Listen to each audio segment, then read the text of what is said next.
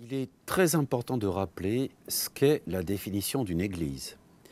Pour la plupart des gens, une église, c'est un bâtiment, c'est une boîte de style roman, gothique, baroque ou autre, où, et je vais être terrible là, un certain nombre de gens, généralement âgés, souffrants et tremblotants, se rassemblent parce qu'ils n'ont plus rien d'autre dans leur vie pour communiquer avec quelqu'un, qui que ce soit.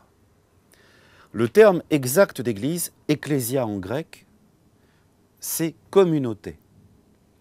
Et sociologiquement parlant, anthropologiquement parlant, tel que ça a été défini par l'inventeur de l'anthropologie du religieux, c'était mon défunt ami Bruno Etienne, il s'agit d'une communauté pneumatique. Alors pneumatique, ça ne veut pas dire qu'elle est gonflable. Une communauté pneumatique, ça veut dire le pneuma, c'est l'esprit. Une communauté qui se rassemble avec une intention commune et qui est régie par des règles autonomes, se dispensant de l'interférence des lois extérieures. Fondamentalement, il faut comprendre qu'une église, au départ et de tout temps, même à l'époque des basilides, c'est-à-dire même quand ce n'était pas chrétien, c'est des gens qui se rassemblaient dans un lieu public ou secret, selon l'époque et selon la sensibilité, pour parler de choses dont ils n'auraient jamais parlé autrement, car dans le cadre de leur boulot, dans le cadre de leur famille. Et de quoi on parle quand on parle d'autre chose que de son boulot ou de sa vie de famille, ou de ses problèmes de santé, ou de ses problèmes personnels? On se rassemble pourquoi?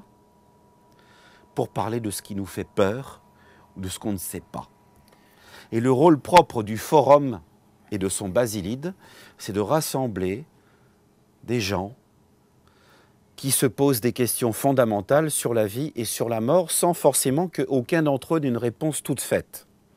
Et il faut bien comprendre aujourd'hui que les églises gnostiques sont ces lieux, ou plutôt ces espaces-temps-là, où chacun dans sa vie a un métier, une vie de famille, avec les problèmes de la profession, avec les problèmes de la vie de famille, mais où on se rassemble pour parler d'autre chose,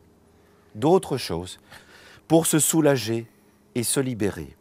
Et quand on nous dit, mais pourquoi il y a des centaines d'églises gnostiques, en France des dizaines, mais dans le monde des centaines, est-ce que vous êtes si séparés que ça? Non. C'est que simplement, il y a un sujet unique, c'est parler de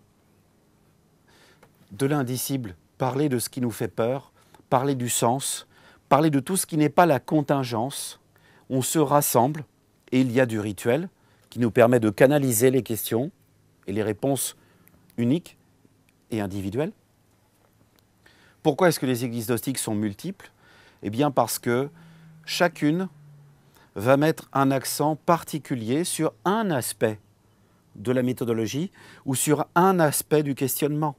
Donc certains vont mettre l'accent sur l'amour, d'autres vont mettre l'accent sur la mort, d'autres vont mettre l'accent sur « mais pourquoi est-ce que je suis bon dans mon métier et j'y arrive pas ?» Le but c'est quoi?